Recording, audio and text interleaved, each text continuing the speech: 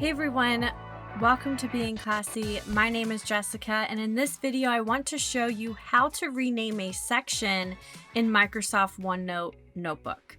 And so if you're just getting started with OneNote, you'll notice if you create a new section, you can name it. So I would like to name this section Monday.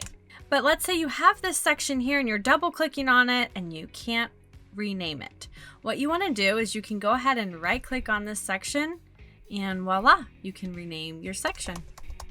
Now the other thing you can do is you can go ahead and move these sections around by simply dragging them to reorganize how they are seen. Hope this video was helpful for you on how to rename a section of your notebook in Microsoft OneNote. If this was helpful for you, please like this video, share it out with anyone else who may benefit from it, and don't forget to subscribe to our channel to stay up to date with all of our videos. Let's remember to stay positive, pursue the moment, and help somebody. My name is Jessica, and I'll catch you in the next video.